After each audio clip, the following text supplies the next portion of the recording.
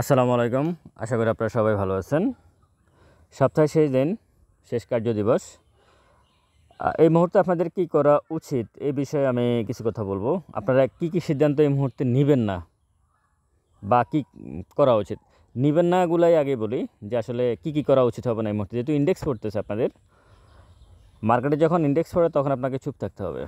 আপনি এখানে কোনো রকমের মার্কেটের বাহিরে গিয়ে মার্কেটে আচরণ করতেছে একরকম, আর আপনার ক্যাশ কোডের টাকা নিয়ে বা ক্যাশের টাকা নিয়ে বা অথবা পোর্টফোলিওর টাকা নিয়ে আপনি আচরণ করতেছেন অন্যরকম, মার্কেটের বিপরীতে। বিশেষ করে আপনি অ্যাভারেজ করার চেষ্টা করতেছেন, ভুল চিন্তা। এখন আপনি নিটিং করার চেষ্টা করতেছেন, সকালে কিনবেন বিকালে বিক্রি করবেন, অথবা আপনি হাউস থেকে লোন নিচ্ছেন।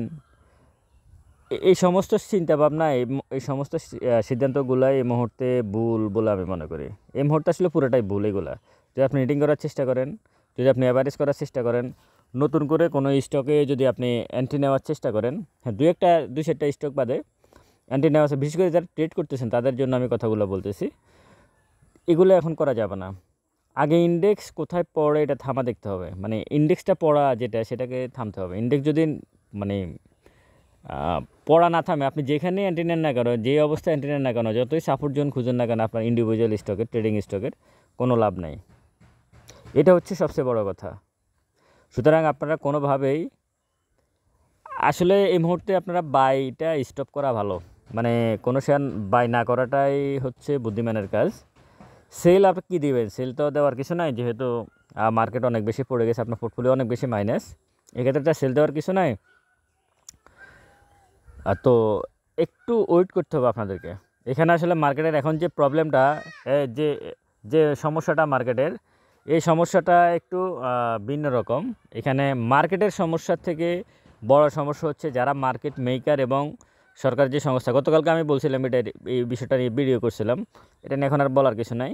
সুতরাং আপনার ট্রেডিং স্টকগুলোতে হঠাৎ করে এন্ট্রি নিয়ে হঠাৎ করে বের হয়ে যাবেন প্রফিট করে, যেখানে ইন্ডেক্স 30-40 পয়েন্ট করে পড়তেছে, লেনদেন কমে গেছে, 250-300 কোটি টাকার, 300 কোটির নিচে চলে আসছে লেনদেন।